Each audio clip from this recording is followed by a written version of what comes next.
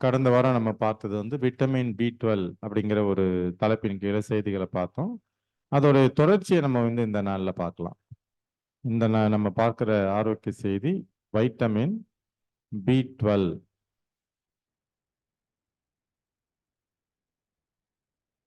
ஒரு வசனத்தோட ஸ்டார்ட் பண்ணுவோம். 2 தீமோத்தேயு 1:13. நீ கிறிஸ்து இயேசுவை பற்றும் விசுவாசத்தோடும் அன்போடும் என்னிடத்தில் கேட்டு இருக்கிற ஆரோக்கியமான வசனங்களின் சட்டத்தை கை கொண்டிரு.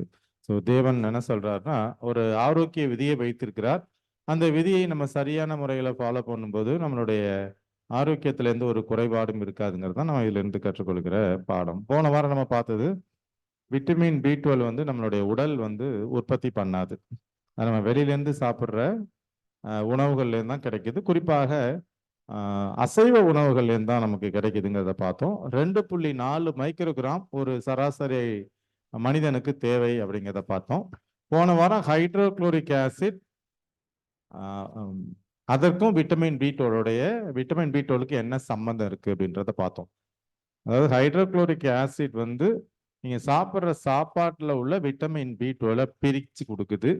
அதே சமயத்துல வயிற்றுல சுரக்கிற ஒரு இன்ட்ரென்சிக் ஃபேக்டர் IF அப்படிங்கிற ஒரு பொருள் இந்த விட்டமின் B12ஓட சேர்ந்து எங்க போகுது? குடல்ல டிராவல் ஆகி போகுது. வயிற்றுல உரியப்படாது. குடலுடைய கடைசி பகுதி, சிறுகுடலுடைய நீளம் 20 அடி. இந்த 20 அடியில கடைசி பகுதியில தான் இது என்ன பண்ணுதுன்னா உறிஞ்சி உடம்புக்குள்ள எடுக்கப்படுதுங்கிறத நம்ம கடந்த வாரத்துல பார்த்தோம். அது மட்டும் இல்ல, இந்த விட்டமின் B12 வந்து ரத்த உற்பத்திக்கு ரொம்ப ரொம்ப முக்கியம். இப்போ உதாரணத்துக்கு உங்களை எல்லாம் ஒரு பிளட் டெஸ்ட் எடுக்க சொல்லுவாங்க. கம்ப்ளீட் பிளட் கவுண்ட் அப்படின்னு பேருங்க. காமனா எல்லாருமே எடுக்கிறது தான். அந்த கம்ப்ளீட் பிளட் கவுண்ட்ல நீங்க பாத்தீங்கன்னா MCVன்னு ஒரு பார்ட் இருக்கும். MCV அது எக்ஸ்பிளனேஷன்லாம் வேணாம். மீன் கார்பஸ்குலர் வால்யூம் அது நமக்கு தேவையில்லை. நீங்க அந்த MCVங்கிற ஒரு பார்ட்டை மட்டும் பாக்குறீங்க CBCல அப்படின்னா நார்மலா அரௌண்ட் 80 நார்மல் 80 இருக்கணும். 78 80 82 78 டு 82 வச்சுக்கோங்களேன். Around 80 normal. சப்போஸ் ஒருத்தவங்களுக்கு இல்லை ஒரு குழந்தைக்கோ இல்லை பெரியவங்களுக்கோ 70 இருக்குன்னா அவங்களுக்கு வந்து இரும்பு சத்து குறைபாடுனால ரத்த சோகை. உதாரணத்துக்கு 80க்கு பதிலாக 70 இருக்கு. ஒரு சில குழந்தைக்கெல்லாம் 50 53 வருவாங்க. அப்படின்னா என்ன அர்த்தம்? அந்த பர்டிகுலர் குழந்தைக்கு இரும்பு சத்து உள்ள உணவுகளே பேரண்ட்ஸ் கொடுக்கல. இப்போ என்ன கொடுக்குறாங்க? வெறும் பால் சம்பந்தமான உணவுகள் தான் கொடுக்குறாங்க. மில்க்ல வந்து பொதுவாக வந்து அயன் இருக்காது. ஸோ மில்க்கு வெறும் சாப்பாடு அந்த மாதிரி மட்டுமே கொடுக்குறாங்கன்னா அதில் அயன் இருக்காது. ஸோ அப்போ அந்த குழந்தைக்கு நான் நல்லா தான் கொடுக்குறேன். குழந்தை பார்த்தீங்கன்னா நல்லா குண்டா இருக்கும். ஆனால் பார்த்தீங்கன்னா ஹீமோகுளோபின் 8 தான் இருக்கும்.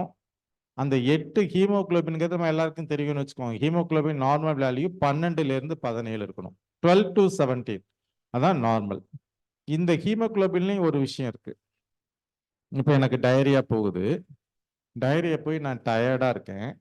அந்த டைமில் என்னோட பிளட் எடுத்து பார்க்குறேன். நான் ரொம்ப டீஹைட்ரேஷனில் இருக்கேன். என் ஹீமோகுளோபின் பார்த்தீங்கன்னா 13 இருக்கும். எனக்கு வந்து ஹெச்பி நல்லா இருக்கு அப்படின்னு நான் நினச்சிக்கிறேன். அதே பார்த்தீங்கன்னா இப்போ சாரா வந்து திருப்பி கன்சீவ் ஆயாச்சு. இப்போ சாரா வந்து 10 கிலோ வெயிட் ஏறிட்டா. அப்படி இப்போ ஒரு 68 இருக்கா அப்படின்னு வச்சுக்கோங்களேன். 78 ஆயிட்டா. அப்படி அப்போ சாரா கன்சீவ் ஆகாததுக்கு முன்னாடி சாராவுடைய ஹீமோகுளோபின் 12 கரெக்டா இருக்காப்ல. இப்போ கன்சீவ் ஆனதுக்கு அப்புறம் 10 கிலோ வெயிட் ஏறினதுக்கு அப்புறம் என்ன ஆகுன்னா பிளட் ஜாஸ்தி இருக்கும். 5.5 லிட்டருக்கு பதிலாக 1 லிட்டர் கூட இருக்கும். அப்போ பார்த்தீங்கன்னா ஹெச்பி பார்த்தீங்கன்னா 10க்கு வந்திருக்கும். ஸோ சாராவுடைய ஹீமோகுளோபின் அப்போ எவ்வளோ பேருக்கு சிரிப்பீங்க பாருங்க. இவங்கெல்லாம் சுமதி சிஸ்டர்லாம் விழுந்து வந்து சிரிக்கிறாங்க சாரா கன்சீவ் ஆகுது அப்படின்னு சொல்லுவாங்க. இப்போ ஹீமோகுளோபின் வந்து ஏன் வந்து ஆக்சுவலா நார்மலா இருக்கும்போது 10 கன்சீவ் ஆனதுக்கு அப்புறம் 10 கிலோ வெயிட் ஏறதுனால ஹீமோகுளோபின் என்ன ஆகுதுன்னா 12லேருந்து 10 ஆகுது. ஏன்னா இது பிளட் வந்து டைலூட் ஆகுது. இப்படி ஜோவினை வச்சு ஒரு கான்சென்ட்ரேஷனுக்கு ஒரு கான்செப்டுக்கு வருவோம். ஜோவின் 100 ml காம்ப்ளான் குடிக்கிறாரு. சுமதி சிஸ்டர் 100 ml காம்ப்ளான் கொடுக்குறாரு. காம்ப்ளானும் பூஸ்டோ உனக்கு பிடிச்சது ஏதோ ஒன்று குடி. அதுல 1 ஸ்பூன் சர்க்கரை போட்டிருக்காங்க. அந்த சர்க்கரை தான் வந்து ஹீமோகுளோபின்.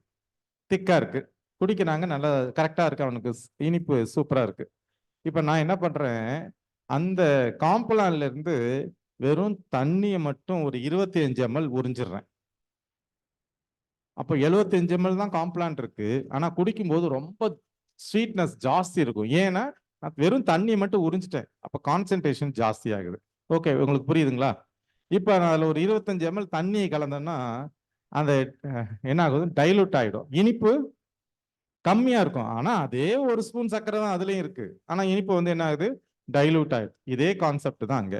ஒரு மனுஷனுக்கு ஹெச்பி 10 தான் இருக்கு. அவன் டயரியா போகுது, பாடியில இருக்கிற வாட்டர்லாம் வெளியே போகுது, பாடி ஃப்ளூயிட் திக் ஆகும்போது இந்த கான்சென்ட்ரேஷன் என்ன ஆகும், ஹை ஆகுது. அப்போ ஹீமோகுளோபின் கூட இருக்கும். அப்போ நான் பார்க்குறேன் எனக்கு ஹெச்பி கூட இருக்கு, நார்மலா அப்படி சொல்ல முடியாது. ஏன்னா இங்கே நிறைய பேஷண்ட் டயரியா போய் வருவாங்க, பிளட் டெஸ்ட் எடுத்து பார்ப்போம், டயரியாவுக்கு முன்னாடி ஹீமோகுளோபின் 13 இருக்கும், நல்லா இருக்கும். ஆனா ஒரு பாட்டில் குளுக்கோஸ் ஏற்றினதுக்கு அப்புறம் பார்த்தீங்கன்னா ஹீமோகுளோபின் 10க்கு வந்துடும், டைலூட் ஆகிடும். ஸோ அதனால தான் நிறைய பேர் கன்சீவ் ஆகும்போது பார்த்தீங்கன்னா ஹெச்பி என்ன ஆகும், டைலூட் ஆகும். அப்படிங்கிறத நம்ம இதுல இருந்து புரிஞ்சுக்கிறது. இப்போ இதே தான் டெங்குலையும், இதே தான் கோவிட்லையும். டெங்குலையும் இப்போ டெங்குல என்ன பிரச்சனை, அந்த ரத்தத்தில் உள்ள ரத்த தட்டுகளை டெங்கு வைரஸ் போய் அழிக்கும். டெங்கு வைரஸ் அழிக்கிறதுனால பிளட் ரத்த குழாய்கள்ல இருக்க ரத்தம் என்ன ஆகுதுன்னா தண்ணி மாதிரி மாறிடும். தண்ணி மாதிரி மாறுறதுனால ரத்த குழாய்கள்ல இருக்கிற அந்த ரத்தத்துல இருக்கிற அந்த பிளாஸ்மா தண்ணீர் என்ன பண்ணுதுன்னா ரத்த குழாய்களை விட்டு வெளியே வந்துடும். இதுதான் ரத்த குழாய். இப்படி சொன்னா உங்களுக்கு புரியும், ஒரு கான்செப்ட் தான். நீங்க வந்து இது உங்களுக்கு வாழ்க்கையில இது பிரயோஜனமா இருக்கும். பாஸ்டர் வீட்டில் நம்ம நம்ம நம்ம இங்க வச்சிருக்கிறோம், ஒரு தொட்டி வச்சிருக்கிறோம். இந்த தொட்டியில பாஸ்டர் நம்ம ஞானஸ்தானம் கொடுக்கறதுக்காக 3/4 தொட்டி தண்ணி நிரப்பியிருக்காரு. இந்த தொட்டிக்குள்ள ஒரு குழாய் வழியா தண்ணீர் அந்த பக்கம் போகுது. என்ன இருக்கு, குழாய் வழியா தண்ணி உள்ள போகுது. குழாயில இருக்கிற தண்ணீரும் தொட்டியில இருக்கிற தண்ணி ஒன்னா கலக்கல. ஏன்னா இது டைட்டா க்ளோஸ்டா இருக்கு, தண்ணி அந்த பக்கம் போகுது, தொட்டியில தண்ணி இருக்கு, இது நார்மலா இருக்கு. இப்போ நான் குழாயில ஒரு ஓட்டையை போட்டு விடுறேன். அப்ப என்ன ஆகும், நீர்மட்டம் உயரும். ஏன்னா குழாயில இருக்கிற தண்ணீர் எங்க வந்துருது, தொட்டிக்குள்ள வந்துருது. அப்ப தண்ணியோட நீர்மட்டம் உயருது. குழாயில இருக்கிற தண்ணி என்ன ஆகுது, குறையுது. இதே கான்செப்ட் தான். என் உடல் இருக்கு, என் உடல் ஃபுல்லா நான் எங்கன குத்தாலும் ரத்தம் தான் வரும், ஃபுல்லா ரத்தம் தான் இருக்கு. இதுல நடுவுல ரத்த குழாய் போகுது, அதுலயும் ரத்தம் இருக்கும். அந்த ரத்த குழாய்கள்ல கண்ணுக்கு தெரியாத சின்ன சின்ன துளைகள் இருக்கும். ரத்த குழாய் முழுக்க துளை இருக்கும். நம்ம நினைக்கிறோம் ரத்த குழாய்ங்கிறது குழாய் இல்லாம ஓட்டை இல்லாம இருக்கு. ரத்த குழாயில கண்ணுக்கு தெரியாத சின்ன சின்ன நிறைய துவாரங்கள் இருக்கும். இந்த துவாரங்கள் இருக்கு. இப்ப ரத்த குழாயில இருக்க தண்ணி மாதிரி ஆகும்போது இப்ப ஏன் எப்படி இதுல வந்து டைட்டா இருக்கு குழா, ஒன்னோட ஒண்ணு கலக்கல. ஆனா என் உடல்ல அந்த ரத்த குழாய்கள்ல ஒரு ப்ரெஷர் இருக்கும், என்னுடைய சதைகள்ல ஒரு ப்ரெஷர் இருக்கும். 2 ப்ரெஷரும் கரெக்டா ஹைட்ரோஸ்டாட்டிக் ஆன்காட்டிக் ப்ரெஷர்னு சொல்லுவாங்க. 2 ப்ரெஷரும் கரெக்டா இருக்கிறதுனால ஒன்னோட ஒண்ணு கலக்காது. இப்ப என்னோட ரத்த குழாய்கள்ல ரத்தம் டைலூட் ஆகுது, பிளேட்லெட்ஸ் உறையிறதுனால ரத்தம் தண்ணி மாதிரி ஆகும்போது ப்ரெஷர் டிஃபரன்ஸ்ல ரத்த குழாயில இருக்கிற தண்ணீர் மட்டும் பிளாஸ்மா மட்டும் எங்க ஆகும்னா குழாயை விட்டு வெளியில வந்துடும்.